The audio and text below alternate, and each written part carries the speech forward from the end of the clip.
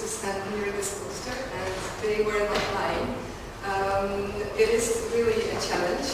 Well, as Valentin already presented, I'm going to talk to you today the education and democracy. Well, to start with, I would say that I would need lots of your support and contact because I don't have a lot of experience in talking to such a bigger public. So please, eye contact is strongly needed.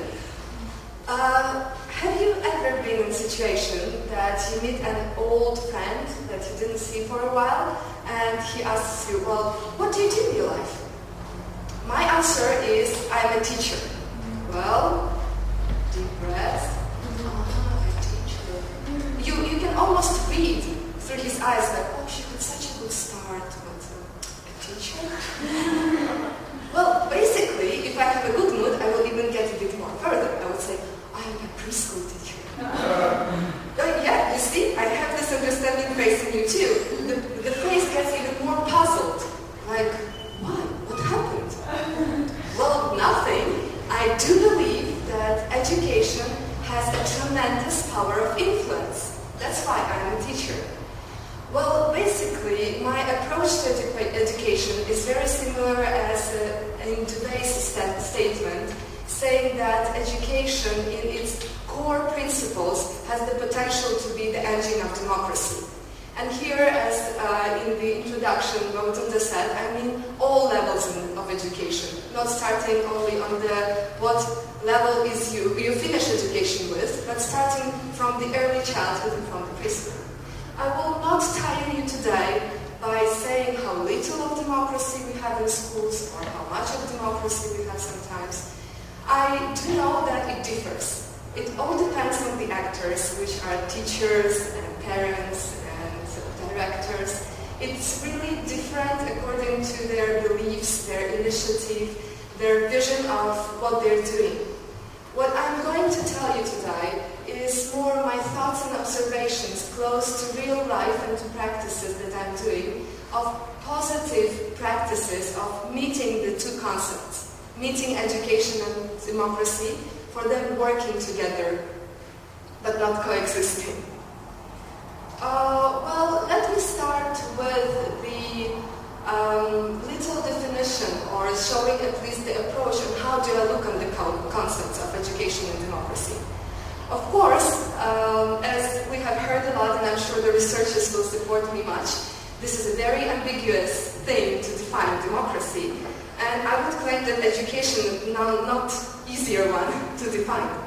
This is very polysematic concept that is basically creation of culture. These are ground ideas that make our life and cooperation in a group more productive. This is not something that we basically need to survive. It's not basics. So we gain it through the level of socialization, how to function in school, how to function as a citizen. This is all that comes to us together with the culture. Well, of course, if we say about defining the democracy, I will not talk here about all the aspects. The aspects that I have chosen for today's presentation is that democracy in its ideal realization of it should be the harmoniously functioning social structure that has inner mechanisms that help individuals to freely express themselves and to have the ability to protect and fight for their rights, or at least express their rights. In this case, education I see as the chance for democracy to work. This is the potential of making this ideal concept of democracy into life. And this should be one of the biggest aims of education if we see our citizens living in a democratic world. Well, here we come into other concepts, because together with education and democracy, in both of these ideas, great hopes are involved. We all want a good school, and we all see that a good functioning democracy will somehow correlate to the quality of life. And it seems even that we need to feel it with our skin, no? I hope you understand me. Meaning that, oh, I see the result, democracy is good, I feel it, the standard of living is getting better. You also want to feel on your skin that, oh, my child is going to a good school, so, I see that it's getting better and better. Well, both of these concepts deal with the great hopes of results, but very often with a little common understanding of the process. The great hopes and these two concepts have a little difference, because in democracy we want a present result. Today, now, we want to see the effects, but in education we deal with something more specific, we deal with future. We deal with this Weberian ideal type of ideal citizen that will be in some time. What are the features of this ideal citizen or ideal student, which I find very similar? Well, the features we can name, of course, broad knowledge. No one will argue with that, yes?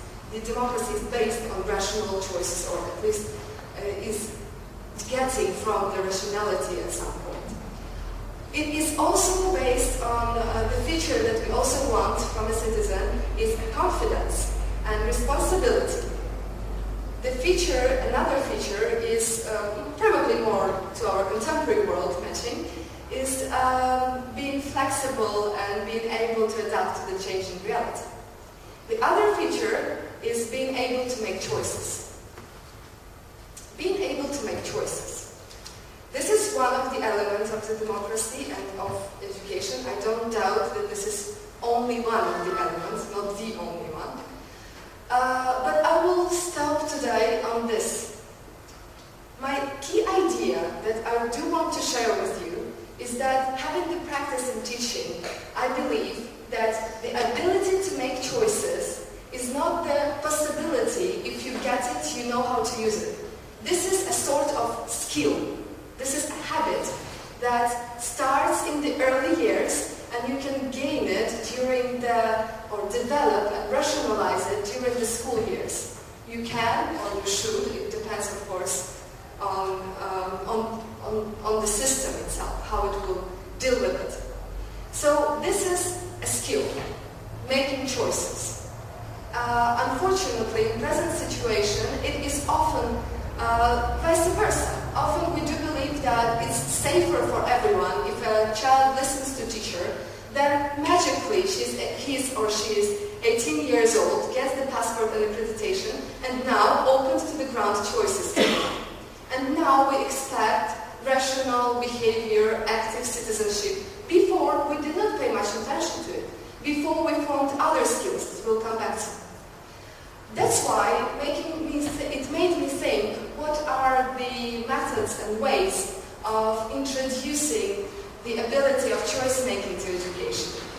And as a Montessori teacher, I found that there is the whole methodology, this whole small steps of working on choice-making. Well, Montessori is one of the alternative schools, and my main idea here is that it's not the only one, but one of the possible methods that we can look at in order to pay our attention to the process of teaching the choice-making. Now I would like you to get a bit closer to what I mean by this process of choice-making, and probably we could imagine ourselves a child in a Montessori school, being a child. You can even close your eyes and imagine that you're the first time in the school, or in the preschool. You know nothing about the method, so you come in, and then comes the teacher. And she says, oh, hello, you can take now any material you want from the shelf. You can take anything or everything. So you look around, you see that everything is on your reach, there is nothing further or that you cannot reach, this on the top shelf, everything that you can take and reach. You stand there in the middle, and from my positive experience as a teacher, the thing that you most often do is you take nothing. You just stand there. Wow, I can do anything. Great. So then comes the teacher again. And the teacher says, oh, maybe you want to choose where you want to work with this material. Do you want to work at the table or on the mat?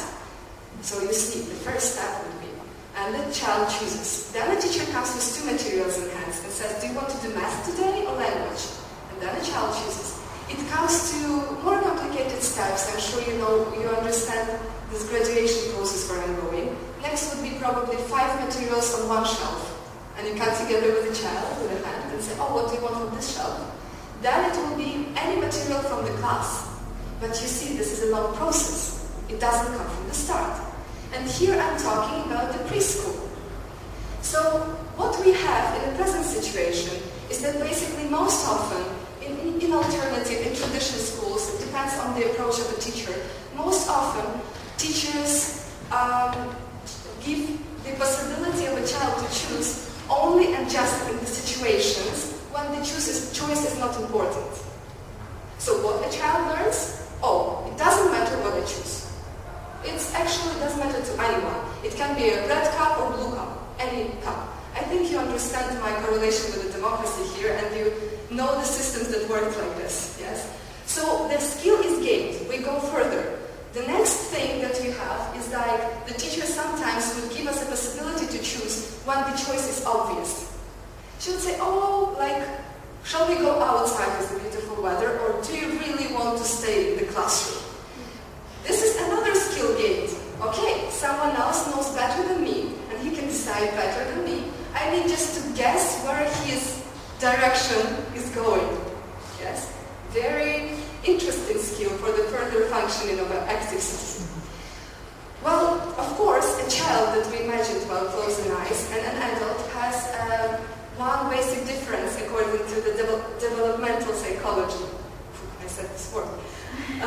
In this difference is that an adult has rationalized intelligence, and a child has an irrational, absorbent mind. That means in the system, when he's faced into making choices and the consequences of those choices that are obvious to him, he's gaining the skills and observing the results, what it gives to him.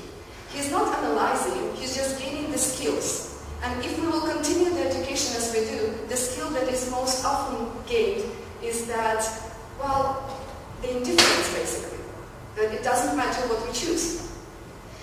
If, of course, we face an adult and his rational intelligence, we can say that basically here, if an adult is faced with a situation where he needs to choose and he did not do it before, the strategy that would be the most logical is, well, probably to wait and to observe. I would definitely leave open the question of what method and what practice should be used in order to teach children and to gain the habit of making skills. I do claim that this is not something that comes to you with the symbolic barrier of the change from childhood to adulthood. So I understand also as a teacher all the problems connected with it. Of course, as we have seen in presentations before me, this element of trust is crucial. It's crucial not only in democracy, it is crucial in education as well. We don't trust children that we are not confident in. And when we think about choices, we think not about small steps in isolation of difficulty and teaching to make choices, we think right away about big choices. And then we are scared as teachers, because these children have never made small choices. Of course, when we speak about trust, and when we speak about the things that can stop us from implying the choice-making practices in everyday school routine, we deal with, well, obvious thing of a fear of disorder, of losing control, of a fear of losing authority. This is also something that is very similar to me as a teacher. I understand these fears, but I also understand that there should be practices that make us confident in what we are doing, and that prepare children and future generation to take an active participation in democracy. If we will not fight these fears, probably nothing will change in this matter. Well, just an example from yesterday from my preschool, when a child had read a text and there was the word chaos. And he asked a teacher, oh, what is chaos? The teacher was thinking for a long time, said, chaos is when you don't listen to me. That's clear. Well, we see, if a child gets this habit that is clear for me time quite, no initiative, then how do we expect to have a miracle change in the age of 18? Well, I'm coming to the conclusion, and I do hope that I fit in time. Conclusion is basically simple, that I repeated quite a few times. This is that, to my point of view, education is a chance for democracy to work. If we want it to be a mechanism that functions, we need to start off educating our children. I will finish again with the Duvay, as I started with. And one of his famous quotes is that school, the mission of school is to be the nurse of democracy. I would probably add even the nerve of democracy. And it seems to be in our hands to make those two concepts, education and democracy, correlate and cooperate.